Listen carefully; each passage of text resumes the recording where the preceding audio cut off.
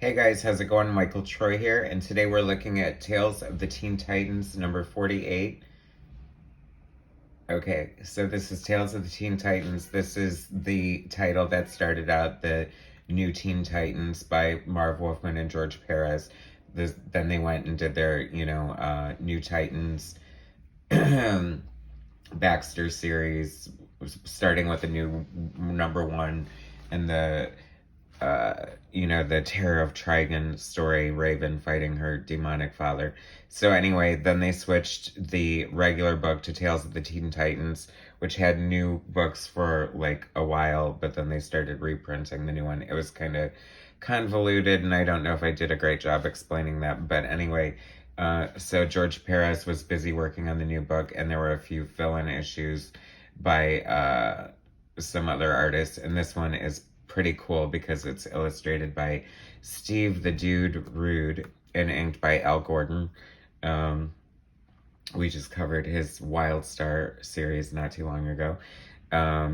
So this is a cover by George Perez. It's an awesome cover. I love it.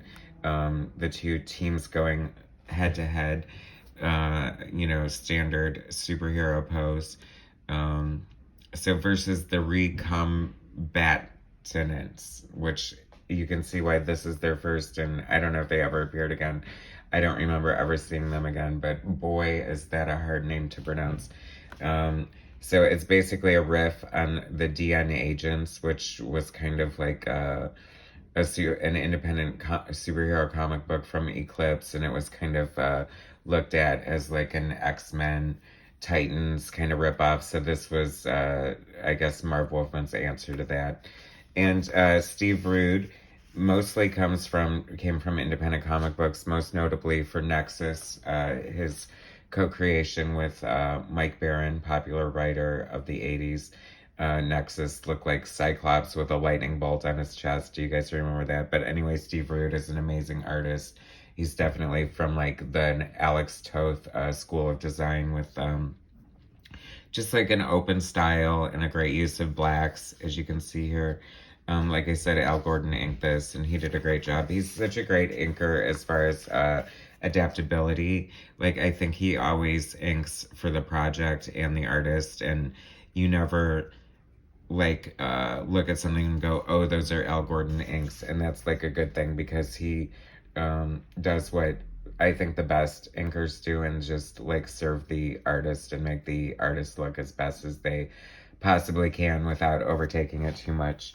Some inkers are known for adding their own flourish and style, and sometimes that's what you're going for. But I don't know. Al Gordon inked Kevin McGuire on Justice League, and also John Byrne on Fantastic Four, and I just think that he's pretty faithful to the art and just cool like that. So anyway, but I really love Steve Rude's style. It's so cool. Like it's weird because it's different than George Perez. George Perez has a lot of those little details, and as detailed as this art is, they're more open spaces as far as the spotting of the blacks and the contrast there. I love it. He's got like this boom box, as they would call them back in the day, and it's playing Beat It by Michael Jackson, because I guess Thriller was probably raging at that time. This time, I don't know what year this is, but anyway, these are kind of cool characters, these recombatants. I'm not even going to try to say that again because, like, wow. See, that's why I think one of the joys and frustrations of comic books, since you're pretty much your own glossary here, I mean, every once in a while, I mean, you can definitely clear up how things are pronounced, but, I mean, there's so many words, names, and things like that I grew up mispronouncing for years and years and years. And oh well, you're never too old to learn something new. But like these great shots, this is just so much fun. Jericho, I love how he drew the Jericho effect there. And it's funny because this is a true like comic book storyteller, and like you know, this is what comic book artists are supposed to do, is tell a story. And it's like you've got 1, 2, 3, 4, 5, 6, 7, 8, 10 panels on this page, but you're still immediately drawn to this gorgeous, like, largest panel of Starfire, this money shot, as it were. I don't know. I think that, you know, it's always dicey using a lot of panels just because it can get a little too crowded, but, you know, it's all about storytelling and pacing, and obviously, I mean, Steve, the Dude Rude, knows what he's doing, and, you know, I shall not question him. So this is weird. So this is a preview for Flash Force 2000. I don't know if this, oh yeah, Matchbox. So this was based on a toy line or whatever. But, you know, hey, Dennis Cowan is penciling it, so that's kind of cool that they got, you know, real talent to do it rather than either some unknown or, I don't know. I don't know how they choose the creative teams for toy crossover comic books, but I wonder if any other famous or well-known artists had done any type of licensed things like this. Like, I know one of Walt Simonson's first books was Aliens. Okay, we're back to the Titans. I just love, he has very interesting camera angles, you know. Like I said, that's like part of the job of the comic book artist, is to be the storyteller. I love this image here. That's such a great shot of the Titans with their arms linked around each other, and just, like I said, just his choice of, like, shadows and, you know, really cool. If you guys are unfamiliar with Steve Rude, I would recommend checking out Nexus for a good introduction to his art. Very cool, sleek style. I don't know, it's just very, flows nicely, very pleasing to the eye. So anyway, these recombatants were created in a lab, and the Titans were trying to save them, but I guess they wound up being just spoilers. It was a good story. It was very cool. Marv Wolfman's such a great writer, as we all know from following and reading his stuff for years and years and years. So George Perez did do, like, the little backup here, inked by Mike DiCarlo. Not a fan of Mike DiCarlo's inks on George Perez. I don't know, just the finish just doesn't work for me. It's kind of like when Dick Giordano inks him. It just has sort of a, I don't know.